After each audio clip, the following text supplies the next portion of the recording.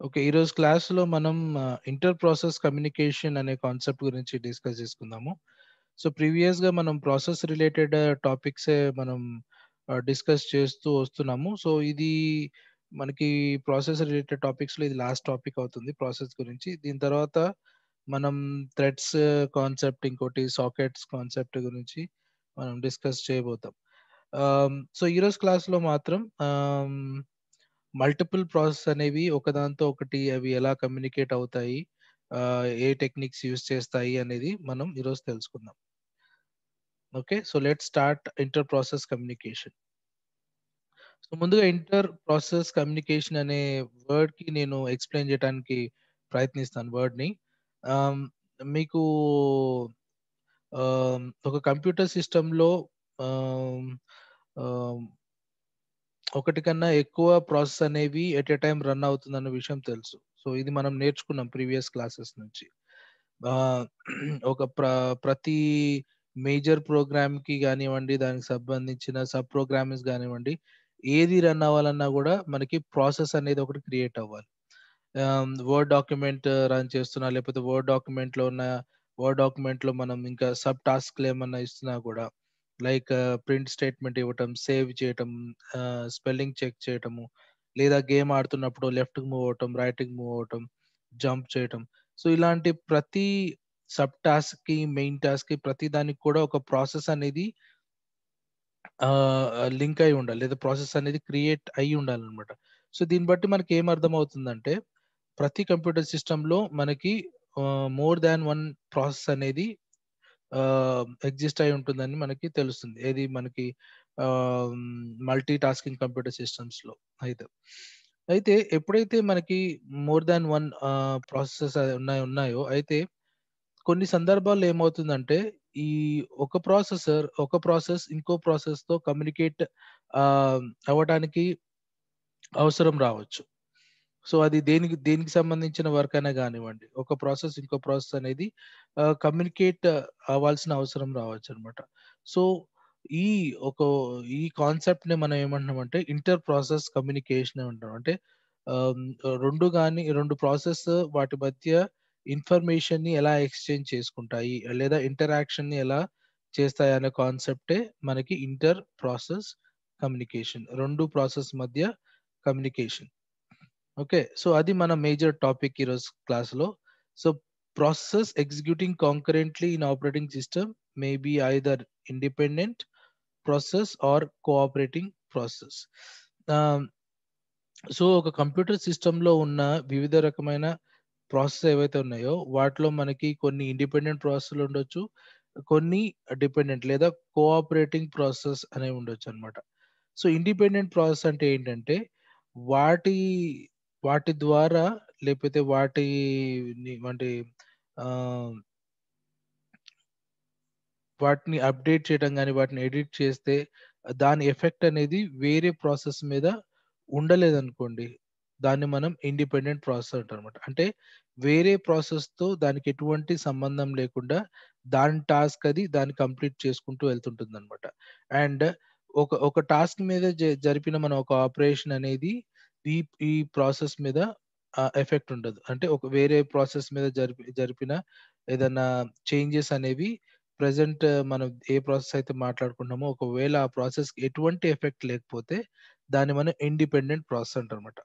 So, బేసిక్‌గా దీని మీదే ఏ చేంజెస్ జరిగినా లేకపోతే దీని మీద మనం ఎటువంటి ఆపరేషన్స్ చేసినా వేరే ప్రాసెస్‌కి పెద్ద ఎఫెక్ట్ ఉండదు. అదే విధంగా వేరే ప్రాసెస్ మీద మనం ఏమన్నా ఆపరేషన్స్ గాని, లేకపోతే అప్‌డేట్స్ గాని, ఎడిట్స్ గాని చేసినా గూడా దాని ఎఫెక్ట్ అనేది ఈ ప్రాసెస్ మీద ఉండదు. సో, అటువంటి ప్రాసెస్‌ని మనం ఇండిపెండెంట్ ప్రాసెస్ అంటాం. సో, ఆ ఇండిపెండెంట్ ప్రాసెస్ ఉన్నప్పుడు అక్కడ మనకి వాటి ద్వారా మనము కమ్యూనికేషన్ అనేది ఏర్పరచుకోలేం. ఎందుకంటే అది ఇండిపెండెంట్ గాబట్టి, వేరే వాడితో కమ్యూనికేషన్ అనేది ఏర్పరచుకోవడానికి వీలుండదనమాట. కానీ రెండో రకమైన ప్రాసెస్ ఉంటాయి. వాటిని మనం కోఆపరేటింగ్ ప్రాసెస్ అంటామనమాట. సో, ఇవి ఎలాంటియంటే ఒకదాంతో ఒకటి ఆహ్, ఏమంటారు కోఆపరేట్ చేసుకుంటూ, కోఆర్డినేట్ చేసుకుంటూ ఉంటాయి. అంటే దాని దగ్గరున్న ఇన్ఫర్మేషన్ వేరే ప్రాసెస్‌కి షేర్ చేస్తుంది. వేరే ప్రాసెసర్ దగ్గరున్న ఇన్ఫర్మేషన్ ఇది షేర్ చేసుకుంటుందనమాట. సో, ఈ విధంగా ఇన్ఫర్మేషన్ అనేది ఎక్స్‌చేంజ్ జరిగితే వాటిని మనం కోఆపరేటింగ్ ప్రాసెసెస్ అంటాం అనమాట. సో ఇప్పుడు 2 రకాలు ఉన్నాయి మనకి. ఒకటేమో ఇండిపెండెంట్‌గా తన పని తాను చేసుకుంటూ వెళ్ళేది. ఇంకోటేంటంటే వేరే ప్రాసెస్‌తో కోఆర్డినేట్ చేస్తూ పనులు చేసేది. ఇప్పుడు మనం ఈ టాపిక్‌లో డిస్కస్ చేసుకోబోయేది కోఆపరేటింగ్ ప్రాసెస్ గురించి, వీటి గురించి. సో ఇవి ఎలా ఒక వేరే ప్రాసెస్‌తో ఎలా కోఆపరేట్ చేస్తాయి, ఎలా ఇన్ఫర్మేషన్ ఎక్స్‌చేంజ్ చేసుకుంటాయి అనేది మనకి ఈరోజు కాన్సెప్ట్ అన్నమాట. A process is independent if it cannot affect or be affected by other processes executing in the system. ఇందాక చెప్పినట్టుగా ఒక ప్రాసెస్ ని మనం ఇండిపెండెంట్ ప్రాసెస్ అని ఎప్పుడు అంటామంటే దాని మీద చేంజెస్ చేసినప్పుడు లేదా వేరేవి ఏ ప్రాసెస్ ఏమైనా చేంజెస్ చేసినప్పుడు ఈ ప్రాసెస్ కి ఎటువంటి ఎఫెక్ట్ ఉండకపోతే మనం దాన్ని ఇండిపెండెంట్ ప్రాసెస్ అంటారన్నమాట. So any process that does not share data with any other process is independent. So దీంట్లో మనకి షేరింగ్ అనేది కూడా ఉండదు. సో ఇండిపెండెంట్ ప్రాసెస్ అనేది దానికి ఇన్ఫర్మేషన్ షేరింగ్ అనేది ఉండదన్నమాట దాంట్లో. So a process is cooperating if it can affect or be affected by other process executing in the system. So opposite to independent ప్రాసెసే మనకి కోఆపరేటింగ్ ప్రాసెస్. దీని గురించి మనం ముందే చెప్పుకున్నాం కదా. ఇది ఇన్ఫర్మేషన్ ని షేర్ చేసుకుంటూ ఉంటుంది. అదే విధంగా ఒక దాని మీద మార్పు ఏర్పడితే దీని మీద కూడా మార్పు అనేది ఎఫెక్ట్ అనేది మార్పు ఒక ఎఫెక్ట్ అనేది మనకి కనిపిస్తుంది అనమాట. దాన్ని మనం కోఆపరేటింగ్ ప్రాసెస్ అని అంటాం. సో ఇవి మనకి ప్రాసెస్ గురించి చిన్న ఇంట్రడక్షన్. అయితే ఈ ప్రాసెసెస్ అనేవి ఒకదాంతో ఒకటి కోఆర్డినేట్ అవ్వడం వలన లేకపోతే కోఆపరేట్ చేసుకోవడం వలన వచ్చే ఉపయోగాలు ఏంటి? మనం అవి తెలుసుకుందాం. అంటే మనకి కోఆపరేటింగ్ ప్రాసెసెస్ ఉండటం వల్ల మనకి కంప్యూటింగ్ లో మనకి వచ్చే ఫెసిలిటీస్ ఏంటి, అడ్వాంటేజెస్ ఏంటి ఒకసారి ఇక్కడ చూద్దాం అనమాట. సో ఫస్ట్ వన్ వచ్చి ఏంటంటే ఇన్ఫర్మేషన్ షేరింగ్. ఫస్ట్ అడ్వాంటేజ్ అనుకోవచ్చు. ఫస్ట్ అడ్వాంటేజ్ ఏంటంటే షేరింగ్ ఆఫ్ ఇన్ఫర్మేషన్. సపోజ్ మనము ఒక 10 మంది కలిసి ఒక 10 యూజర్స్ ఒక ఒక ప్రోగ్రామ్ మీద వర్క్ చేస్తున్నారు. ఒక ప్రాజెక్ట్ మీద వర్క్ చేస్తున్నారు అనుకోండి. ఓకే. సో ఈ ఇంటర్ ప్రాసెస్ కమ్యూనికేషన్ అనే కాన్సెప్ట్ వల్ల వాళ్ళేంటంటే ఆ ప్రాసెస్‌ని ఒకళ్ళతో ఒకళ్ళు ఆ ప్రాసెస్ సంబంధించిన ఇన్ఫర్మేషన్‌ని ఒకళ్ళతో ఒకళ్ళు షేర్ చేసుకోవడానికి వీలవుతుందన్నమాట. ఓకే. సో, అదే ఇంటర్ ప్రాసెస్ కమ్యూనికేషన్ అనే కాన్సెప్ట్ లేకపోతే, మనకి మల్టిపుల్ యూజర్స్ ఒక ప్రోగ్రామ్ మీద వర్క్ చేయటానికి పాసిబుల్ అనేది అవ్వదు. ఓకే. సో, ఇప్పుడు ఇన్ జనరల్ మనమే ఏదైనా వర్క్ చేస్తున్నాం అందరం కలిసి ఒక పని చేస్తున్నాం అనుకోండి. సో, ఖచ్చితంగా ఆ పనికి సంబంధించిన ఇన్ఫర్మేషన్ మనం ఒకళ్ళతో ఒకళ్ళు షేర్ చేసుకుంటూ ఉంటాం. సో, మనం ఎంతవరకు కంప్లీట్ చేసాం, వాళ్ళు ఎంతవరకు కంప్లీట్ చేశారు, వాళ్ళకేమైనా ప్రాబ్లమ్స్ వచ్చాయా, మనకేమైనా ప్రాబ్లమ్స్ వచ్చాయా, ఇలాంటి ఇన్ఫర్మేషన్ మనం షేర్ చేసుకుంటూ ఉంటాం అనమాట. సో, అలా షేర్ చేసుకోవడం వల్ల ఏమవుతుందంటే, ఆ ప్రాజెక్ట్ గాని, ఆ ప్రాబ్లమ్ గాని తొందరగా కంప్లీట్ అవ్వడానికి ఛాన్సెస్ ఉంటుందన్నమాట. సో, ఇక్కడ కూడా ఇన్ఫర్మేషన్ షేరింగ్ బేసిక్‌గా మనకి ఇంటర్ ప్రాసెస్ కమ్యూనికేషన్ ఉండటం వల్ల లేదా కోఆపరేటింగ్ ప్రాసెస్ ఉండటం వల్ల ఆహ్, మల్టిపుల్ యూజర్స్ కానీ, లేకపోతే మల్టిపుల్ ప్రోగ్రామ్స్ గాని ఒకదాంతో ఒకటి ఇన్ఫర్మేషన్‌ని షేర్ చేసుకోగలదు. ఇంకోటేంటంటే కాంపిటీషన్ స్పీడప్. సో, ఇప్పుడు చెప్పాను కదా example. Okay. If you want a particular task to run faster, we must break it into subtasks, each of which will be executing in parallel with others. Okay, notice that such a speed up can be achieved by only if the computer has multiple processing core. Okay, competition speed అంటే ఏంటంటే ఒక programme యొక్క execution speed ని మనం పెంచటం. Okay. ఆహ్, ఇందాకల చెప్పుకున్న ఎగ్జాంపుల్‌లో మనం ఒక టాస్క్‌ని సబ్ టాస్క్ లాగా డివైడ్ చేసి, అందరం దాన్ని పారలెల్‌గా ఎగ్జిక్యూట్ చేస్తే, అప్పుడు ఆ ప్రోగ్రామ్ అనేది తొందరగా ఎగ్జిక్యూట్ అవ్వడానికి లేదా తొందరగా కంప్లీట్ అవ్వడానికి ఛాన్సెస్ ఉంటాయన్నమాట. అందుకనే ఆహ్, ఆహ్, ఎగ్జిక్యూషన్ స్పీడప్ పెరగడానికి మనకి ఈ ప్రాసెస్ కమ్యూనికేషన్ అనేది మనకి చాలా హెల్ప్ అవుతుంది. ఓకే. సో, ఒకవేళ కాంపిటీషన్ స్పీడప్ మ మనకి I mean inter process communication లేదనుకోండి. అప్పుడేమవుతుందంటే ఆహ్, సో, ఇన్ఫర్మేషన్ ఎక్స్‌చేంజింగ్ అనేది ఉండదు. సో, ఉండనప్పుడు మనము ఆహ్, ఆహ్, వేరే వాళ్ళు ప్రాసెస్ కంప్లీట్ అయ్యేంత వరకు మనం వెయిట్ చేయాలి. మన ప్రాసెస్ కంప్లీట్ అయ్యేంత వరకు వాళ్ళు వెయిట్ చేయాలి. అందరిది కంప్లీట్ అయిన తర్వాత అప్పుడు మనము last at the end of the project మనం అప్పుడు కోఆర్డినేట్ చేసుకొని మనం ప్రోగ్రామ్‌ని ఎగ్జిక్యూట్ చేయాలంటే అది చాలా టైం పడుతుంది. సో, అలా కాకుండా మనం డ్యూరింగ్ ద ఎగ్జిక్యూషన్ మనకు మనం పని జరుగుతున్నప్పుడే మనం ఒకళ్ళొకళ్ళతో ఇంటరాక్షన్ అవుతుంటే అప్పుడు మనకి పననేది తొందరగా కంప్లీట్ అవ్వడానికి ఛాన్సెస్ ఉంటాయన్నమాట. ఓకే. అండ్ మాడ్యులారిటీ ఇది కూడా. We may want to construct the system in a modular fashion, dividing the system functions into separate processor threads. Yes. Same ఇందాకల చెప్పుకున్నలాగానే మాడ్యులారిటీ అంటే మాడ్యూల్స్ ఒక పెద్ద ప్రాజెక్ట్‌ని మనం డిఫరెంట్ మాడ్యూల్స్ లాగా ఆహ్, కన్వర్ట్ చేయటానిమే మనం మాడ్యులారిటీ అంటాం. సో, ఈ మాడ్యులారిటీలాగా కన్వర్ట్ చేయాలి అంటే ముందు నీకు ఇంటర్ ప్రాసెస్ కమ్యూనికేషన్ అనేది నీది సపోర్ట్ చేయాలి నీ సిస్టమ్. సో, ఒకవేళ నీకు ఇంటర్ ప్రాసెస్ కమ్యూనికేషన్ అనేది నీకు లేదనుకోండి, సపోర్ట్ చేయదనుకోండి, అప్పుడు నువ్వు మాడ్యూల్స్‌లో కన్వర్ట్ చేసినా గూడా నీకు పననేది ఇదవ్వదనమాట. మాడ్యూల్స్‌లో కన్వర్ట్ చేస్తున్నావంటే దాని అర్థం ఏంటంటే, పెద్ద టాస్క్‌ని చిన్న చిన్న టాస్క్‌లాగా నువ్వు డివైడ్ చేస్తున్నావు. సో, ఎందుకోసం డివైడ్ చేస్తున్నావంటే, ఆ చిన్న టాస్క్‌ని తొందరగా మనం దాని మీద ఎక్కువ మనం ఎంఫసైజ్ చేయొచ్చు, కాన్సంట్రేట్ చేయొచ్చు. తొందరగా దానికి సంబంధించిన వర్క్ కంప్లీట్ అవుతుంది. So, at the same time మనం చేసే పననేది వేరే మాడ్యూల్‌తో మనము ఇన్ఫర్మేషన్ ఎక్స్‌చేంజ్ చేసుకుంటూ ఉండాలి. సో, అలాంటప్పుడే మనకి కాంపిటీషనల్ స్పీడప్ అనేది పెరిగిపోతుంది. అప్పుడే మనకి ప్రాజెక్ట్ అనేది తొందరగా కంప్లీట్ అవుతుందనమాట. సో, మాడ్యులారిటీ కాన్సెప్ట్ అనేది ఆహ్, మనకి ఉండాలి అంటే మాడ్యులారిటీ కాన్సెప్ట్‌కి మనకి ఇంటర్ ప్రాసెస్ కమ్యూనికేషన్ అనేది ఖచ్చితంగా ఉండాలి. లేకపోతే మాడ్యులారిటీ దానికి మీనింగ్ లేదు. సో, అర్థమవుతుంది గదా! సో, పని మనం డివైడ్ చేసుకొని ఎవరితో వాళ్ళతో సంబంధం లేకుండా ఉంటే మాత్రం అది మనకి పని తొందరగా కంప్లీట్ అవ్వదు. పనిని డివైడ్ చేసుకున్న తర్వాత ఒకళ్ళతో ఒకటి మనం కమ్యూనికేట్ అవ్వాలి. సో, కమ్యూనికేషన్ అనేది ఒక మాడ్యూల్‌కి ఇంకో మాడ్యూల్‌కి మధ్యన ఉండాలి. సో, అప్పుడు మాత్రమే మనకి ప్రాసెస్ అనేది తొందరగా కంప్లీట్ అవుతుంది. లేదా ప్రాజెక్ట్ అనేది తొందరగా కంప్లీట్ అవుతుందన్నమాట. సో, లాస్ట్ రీజన్ ఏంటంటే convenience. Even an individual user may work on many tasks at the same time. Okay, for instance, a user may be editing, listening to music, and compiling in parallel. So, ఇప్పుడు multiple user అనే కాకుండా single user కూడా మనం ఇప్పుడు ఇప్పుడు మన సిస్టమ్‌లో మనం యూజ్ చేసేది ఇప్పుడు సింగిల్ యూజర్స్ గానే మనం మన సిస్టమ్‌ని యూజ్ చేస్తున్నాం. ఓకే. సో, దీంట్లోనే ఇప్పుడు నేను మీతో జూమ్ సెషన్‌లో ఉన్నాను. అట్ ది సేమ్ టైమ్ నేను బ్యాక్‌గ్రౌండ్‌లో ఒక వీడియో అనేది ఆల్రెడీ రికార్డ్ అవుతుంది. ప్రీవియస్ లెక్చర్ వీడియో రికార్డ్ అవుతూనే ఉంది. ఇంకోటి నేను మీ మీ నోట్స్‌కి సంబంధించిన ఇన్ఫర్మేషన్ నేను డౌన్‌లోడ్ చేస్తూ ఉన్నాను. సో, ఒక సింగిల్ యూజర్ మల్టిపుల్ టాస్క్‌ని అచీవ్ చేయడానికి గూడా మనకి ఈ ఇంటర్ ప్రాసెస్ కమ్యూనికేషన్ అనేది యూజ్ అవుతుందన్నమాట. సో, బేసిక్‌గా ఇవి అడ్వాంటేజెస్. ఒక ప్రాసెస్ ఇంకో ప్రాసెస్‌తో కమ్యూనికేట్ అవ్వడం వల్ల ఒక యూజర్‌కి లేకపోతే కంప్యూటర్ యూజర్‌కి వచ్చే అడ్వాంటేజెసే ఇవి. సో, ఇప్పుడు యాక్చువల్‌గా మనకి ఈ ఇన్ఫర్మేషన్ షేరింగ్ అనేది లేదా ఇంటర్ ప్రాసెస్ కమ్యూనికేషన్ అనేది ఎలా జరుగుతుంది? ఎన్ని విధాలుగా జరుగుతుందనేది చూద్దాం ఒకసారి. సో, ఇంటర్ ప్రాసెస్ కమ్యూనికేషన్ అనేది మనకి 2 విధాలుగా మనం అచీవ్ చేయొచ్చు.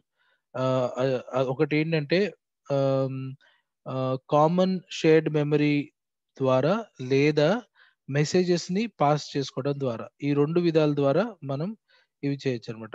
ఈ డయాగ్రామ్ నేను ఫస్ట్ మీకు ఎక్స్‌ప్లెయిన్ చేస్తాను. దాని తర్వాత ఇవి నేను ఏదైతే డీటెయిల్స్ ఉన్నాయో అవి నేను డీటెయిల్‌గా ఎక్స్‌ప్లెయిన్ చేయడానికి ప్రయత్నిస్తాను.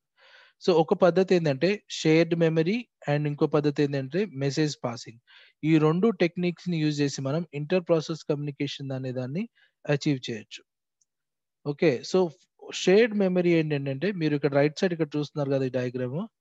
దీ ఈ డయాగ్రామ్ మనకి ఈ షేర్డ్ మెమరీ అనే కాన్సెప్ట్ మనకి ఆహ్, ఏమంటారు చూపిస్తుంది. ఇక్కడ డిస్‌ప్లే చేస్తుంది. ఒకటేంటంటే మీరిక్కడ చూడొచ్చు ఇది ఒక మెమరీ స్పేస్ అనుకుందాము.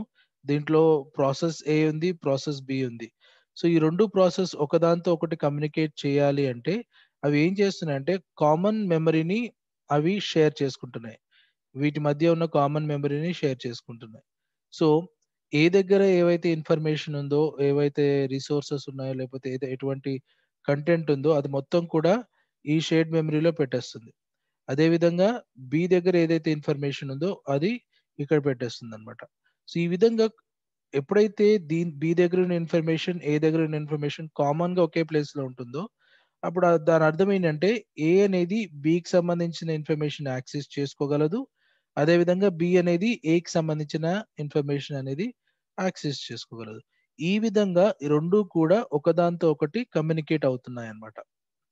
మీకు ఇంకొక ఎగ్జాంపుల్ చెప్పినట్టయితే, ఒకవేళ మనము ఈ రెండు ప్రాసెస్ ని సర్వర్ అండ్ క్లయింట్ అనుకుందాం, లేదా ప్రొడ్యూసర్ అండ్ కన్స్యూమర్ అనుకుందాం. సో ఏ అనేది ప్రొడ్యూసర్ అనుకుందాము, బి అనేది కన్స్యూమర్. సో ఇన్ఫర్మేషన్ ని ప్రొడ్యూస్ చేసేదేమో ఏ, ఆ ఇన్ఫర్మేషన్ ని కన్స్యూమ్ చేసేది బి అనుకుందాం. సో ఇప్పుడు ఏమవుతుందంటే ఈ షేర్డ్ మెమరీ దాంట్లో ఈ ప్రాసెస్ ఏ అనేది ఇన్ఫర్మేషన్ ని ప్రొడ్యూస్ చేసి ఈ మెమరీలో స్టోర్ చేస్తుంది. ఈ ప్రాసెస్ బి అనేది కన్స్యూమర్ కాబట్టి అదేం చేస్తుందంటే ఈ షేర్డ్ మెమరీలో ఉన్న డేటా అనేది కన్స్యూమ్ చేసుకుంటుంది అనమాట. ఈ విధంగా ఏ అండ్ బి ఈ రెండు కూడా ఒకదాంతో ఒకటి కమ్యూనికేట్ అవుతున్నాయి. ఓకే. సో మనం ఇప్పుడు గూగుల్ సెర్చ్ చేసామనుకోండి, గూగుల్ సర్వర్ అనేది మనకి ప్రొడ్యూసర్, మనము కన్స్యూమర్స్. సో మనకి గూగుల్ సర్వర్ కి మనకి మధ్య ఒక షేర్డ్ మెమరీ అనేది ఉంటుంది, బఫర్ మెమరీ అనేది ఉంటుందన్నమాట. ఆ మెమరీని మనము కామన్ మెమరీ అంటున్నాం. దాని ద్వారా క్లయింట్, సర్వర్ అంటే మనము గూగుల్ సర్వర్ ఇద్దరం కూడా కమ్యూనికేట్ అవ్వగలుగుతున్నాం. సో అది మనకి షేర్డ్ మెమరీ కాన్సెప్ట్ అది. సో ఈ విధంగా process A and process B అనేది రెండు కూడా ఒకదాంతో ఒకటి ఇన్ఫర్మేషన్ ని షేర్ చేసుకుంటాయి. అయితే ఇక్కడ కర్నల్ అంటే మనకి సిస్టమ్ కాల్స్ సంబంధించింది, ఇది ఆపరేటింగ్ సిస్టమ్ కాల్స్ సంబంధించి. సో దీని యొక్క పని అనేది పెద్దగా ఎక్కువగా ఉండదు ఇక్కడ. అంటే దీన్ని మనం ఒక్కసారి మాత్రమే ఇన్వోక్ చేస్తాం. ఎప్పుడైతే మనం షేర్ మెమరీ క్రియేట్ చేయాలో, ఈ మెమరీని క్రియేట్ చేయాలో అప్పుడు మాత్రమే మనకి కర్నల్ తో పని ఉంటుంది. సో వన్స్ మెమరీ క్రియేట్ అయిపోయిన తర్వాత దీంతో పని ఉండదు ఇంకా మనకి. ఈ రెండు ప్రాసెస్ ఒకదాంతో ఒకటి కమ్యూనికేట్ అవ్వగలవు without any intervention of kernel. Okay. And on the other side, we have message passing. So messages ద్వారా ఇన్ఫర్మేషన్ ని ఎక్స్చేంజ్ చేసుకోవటం. సపోజ్ ఇక్కడ మనకి same process A and process B రెండు ఉన్నాయి ఇక్కడ. రెండు ఒకదాంతో ఒకటి కమ్యూనికేట్ అవ్వాలి అంటే రెండు ఒకదాంతో ఒకటి మెసేజెస్ ని పాస్ చేసుకోవాలి. ఆ మెసేజెస్ ఎక్కడ ఉంటాయంటే ఒక మెసేజ్ క్యూలో ఉంటాయి. సో ఏ అనేది బికి మెసేజ్ పంపించాలి అంటే ఆ మెసేజ్ ని మనం ఆ మెసేజ్ ని క్యూలో ప్లేస్ చేస్తుంది. అండ్ బి అనేది ఏ నుంచి వచ్చిన మెసేజ్ ని రిసీవ్ చేసుకోవాలంటే మళ్ళీ మెసేజ్ క్యూని అది యాక్సెస్ చేసి ఆ మెసేజెస్ ని అది రిసీవ్ చేసుకుంటుంది అనమాట. సో ఈ విధంగా ఈ క్యూని ఉపయోగించి process A and process B అనేవి ఒకదాంతో ఒకటి మెసేజెస్ పాస్ చేసుకుంటూ ఉంటాయి అన్నమాట. ఇవి అర్థమవుతుందా? అంటే మనం చాట్ చేస్తాం కదా, ఏ చాట్ అనేది తీసుకోండి, అది మనకి మెసేజింగ్ పాసింగ్ టెక్నికే యూజ్ చేస్తాయి అనమాట. సో ఇక్కడ మనకి దీన్ని బఫర్ మెమరీ అనొచ్చు మనము. సో ఆ మెమరీలో ఒక ప్రాసెస్ ఏ దగ్గర మెసేజ్ తీసుకెళ్ళి అక్కడ పెడుతుంది, whatever it wants to communicate with the process B. And process B ఆ మెసేజ్ ని రిసీవ్ చేసుకుంటుంది అండ్ వాయిస్ వర్సా అవుతుంది అనమాట. అగైన్ ప్రాసెస్ బి ఏకి మెసేజ్ పంపించాలంటే ఆ మెసేజ్ అనేది మెసేజ్ క్యూలో పెడుతుంది. ఆ మెసేజ్ ని ప్రాసెస్ ఏ అనేది రిసీవ్ చేసుకుంటుంది. అండ్ ఇక్కడ కర్నల్ ఒక ఏమంటారంటే వర్క్ అనేది ఎక్కువ పెరిగిపోతుంది. ఎందుకు అంటే ఎప్పుడైతే ఒక కొత్త మెసేజ్ జనరేట్ అయిందో ఆ జనరేట్ అయిన ప్రతిసారి కర్నల్ అనే సిస్టమ్ కాల్ జనరేట్ చేయాలన్నమాట.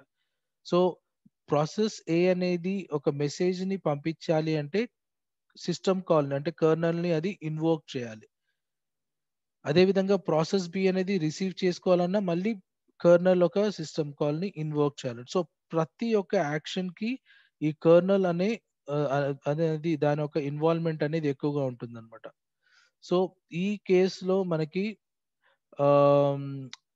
సో కమ్యూనికేషన్ అనేది స్లో అవుతుంది when compare to the shared memory. ఎందుకంటే ఇక్కడ మనకి ప్రతి దానికి కర్నల్ ని ఇన్వోక్ చేయడం ద్వారా ఇక్కడ టైం వేస్ట్ అవుతుంది కాబట్టి, so communication between A and B will be little bit slower when compare to shared memory because of the continuous invocation of kernel. Kernel మనం ప్రతి మెసేజ్ జనరేషన్ కి రిసీవింగ్ కి కర్నల్ అనేది ఇన్వోక్ అవుతుంది కాబట్టి so communication అనేది కొంచెం slow అవుతుంది when compare to this technique. So I hope you understood. So shared మెమరీలోనేమో కామన్ స్పేస్ తీసుకొని వితౌట్ ఇంటర్వెన్షన్ ఆఫ్ కర్నల్ ఒకదాంతో ఒకటి కమ్యూనికేట్ అవుతుంటాయి. మెసేజ్ పాసింగ్ లోనేమో మెసేజ్ క్యూ ద్వారా వాటికి సంబంధించిన మెసేజెస్ ని ఒకదానితో ఒకటి షేర్ చేసుకుంటాయి అన్నమాట. సో ఇవి ఈ రెండు విధంగా రెండు ప్రాసెస్ అనేవి ఒకదానితో ఒకటి కమ్యూనికేట్ అవ్వగలవు. సో దీన్ని మనం ఇంటర్ ప్రాసెస్ కమ్యూనికేషన్ అని అంటున్నాం. కొన్ని డీటెయిల్స్ చూద్దాము. ఇక్కడ కవర్ అవని ఇక్కడ కవర్ అయితే ఏం చూద్దాం. ఓకే.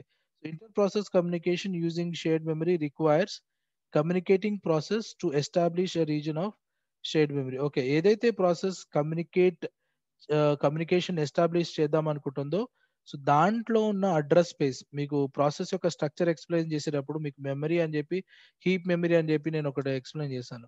సో ఆ అడ్రస్ స్పేస్ అనేది కామన్ మెమరీ షేరబుల్ స్పేస్ గా కన్వర్ట్ చేస్తుంది.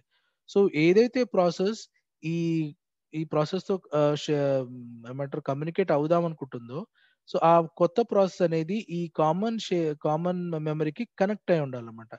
సో అదే ఇక్కడ చెప్తాను. Typically A shared memory region resides in the address space of the process created and the shared memory created the shared memory segment. Okay, other processes that wish to communicate using this shared memory segment must attach it to their address space. So ఏవైతే processes పలానా process యొక్క process తో communicate అవుదాం అనుకుంటున్నాయో అవి ఏం చేయాలి అంటే వాటి యొక్క ఏదైతే షేర్డ్ మెమరీ ఉందో వాటికి అది అటాచ్ అయి ఉండాలి అనమాట, కనెక్ట్ అయి ఉండాలి. సో అటాచ్ అయి ఉన్నప్పుడు అవి రెండు కూడా ఒకదాంతో ఒకటి కమ్యూనికేట్ అవ్వగలవు. Okay, so two types of buffers can be used. Right. So ఏవైతే మనకి ఇప్పుడు మెమరీ అనుకుంటున్నామో ఆ మెమరీలో మనకి బఫర్ మెమరీ ఉంటుంది. బఫర్ మెమరీ అంటే ఎక్స్ట్రా మెమరీ. సో అవి రెండు రకాలుగా ఉంటాయి. ఒకటేమో అన్బౌండెడ్ బఫర్, ఇంకోటి బౌండెడ్ బఫర్. అన్బౌండెడ్ బఫర్ అంటే మనకి దానికి లిమిట్ అనేది ఉండదు. So the unbounded buffer places no practical limit on the size of the buffer. The consumer may have to wait for new items, but the producer can always produce new items. So ఇందాక చెప్పిన ఎగ్జాంపుల్లో ఒకవేళ మనము unbounded buffer అనేది use చేస్తున్నట్టయితే అంటే అక్కడ space కి ఎటువంటి limit లేదు కాబట్టి ప్రొడ్యూసర్ దగ్గర డేటా ఉన్నంత ఉంటే అది వితౌట్ ఎనీ హెజిటేషన్ అది ఆ బఫర్ మెమరీలో ప్లేస్ చేయొచ్చు. ఎందుకంటే మెమరీ అయిపోతుంది, మెమరీ ఫినిష్ అవుతుంది అనేది ఏం ఉండదు కాబట్టి దానికి లిమిట్స్ ఏం లేవు కాబట్టి ఒకవేళ ప్రొడ్యూసర్ దగ్గర డేటా ఉందంటే మెమరీలో అది స్టోర్ చేసేయచ్చు అనమాట. ఓకే, కన్జ్యూమర్ దాంట్లో మెమరీ చూసుకొని ఒకవేళ డేటా ఉంటే కన్జ్యూమర్ ఆ డేటాని తీసుకుంటుంది. అదే ఒకవేళ బఫర్ అనేది లిమిటెడ్ ఉంది అనుకోండి, బౌండెడ్ బఫర్ అయితే ఫిక్స్ సైజ్ ఉంటే అప్పుడు ఏం చేయాలంటే కన్జ్యూమర్ అనేవాడు లేదా ప్రొడ్యూసర్ అనేది వాడు డేటాని పంపించే ముందు ఆ ఉన్న మెమరీ అనేది ఫుల్ అయిందా ఖాళీగా ఉందా చూడాలి. ఒకవేళ మెమరీ ఫుల్ అయి ఉంటే ప్రొడ్యూసర్ అనేది కొత్త డేటాని జనరేట్ చేయలేదు, కొత్త డేటాని దాంట్లో ప్లేస్ చేయలేదు. ఎందుకంటే ఆల్రెడీ మెమరీ ఫుల్ అయిపోయింది కాబట్టి. ఓకే, ఒక మెమరీ స్పేస్ లో ఖాళీ ఉంటేనే ఈ ప్రొడ్యూసర్ అనేది డేటాని వేయగలదు అనమాట. Okay, so different operating systems different techniques use చేస్తుంటాయి. కొన్నేమో అన్బౌండెడ్ బఫర్స్ ని యూజ్ చేస్తుంటాయి, కొన్నేమో బౌండెడ్ బఫర్స్ ని యూజ్ చేస్తుంటాయి వాళ్ళ యొక్క రిక్వైర్మెంట్ బట్టి. ఓకే, సో వీటి వల్ల ఉపయోగం ఉందా సార్, ఏది అడ్వాంటేజ్ సార్, ఏది బెటర్ సార్ అంటే డిపెండ్స్. నువ్వు చేసే వర్క్ ని బట్టి లేకపోతే నువ్వు యూజ్ చేసే కంప్యూటర్ సిస్టమ్ బట్టి కొన్నిసార్లు పనిచేయచ్చు. But we have two options here, bounded and unbounded buffer spaces. So ఇది మనకి షేర్డ్ మెమరీ గురించి ఇన్ఫర్మేషన్. ఈ విధంగా రెండు ప్రాసెస్ అనేవి కమ్యూనికేట్ అవ్వగలవు. ఇప్పుడు మెసేజ్ పాసింగ్ గురించి మనం చెప్పుకుందాం. చెప్పాను కదా, మెసేజ్ పాసింగ్ అంటే ఏం లేదు, మనం ఇప్పుడు ఎలాగైతే చాట్ చేస్తామో ఒక మనం పంపిస్తాం మన మన డేటా అనేది మెసేజ్ క్యూలో వెళ్తుంది, క్యూ నుంచి మన ఫ్రెండ్స్కి వెళ్తుంది. ఎలా అయితే చాటింగ్ ప్రొసీజర్ ఉంటుందో అదే విధంగా రెండు ప్రాసెస్ అనేవి ఒకదాంతో ఒకటి మెసేజ్ పాస్ చేసుకుంటాయి అనమాట. సో ఇక్కడ మనకి కనిపించే రెండు మేజర్ ఆపరేషన్స్ ఏంటంటే send and receive, two operations కనిపిస్తాయి. Message passing provides a mechanism to allow process to communicate and to synchronize their actions. So రెండు మెసేజ్ పాసింగ్ అనేది రెండు ప్రాసెస్ కమ్యూనికేట్ అవడానికి అండ్ సింక్రోనస్ స్టేట్ లో ఉండటానికి మనకి హెల్ప్ చేస్తుంది అనమాట. Okay, right.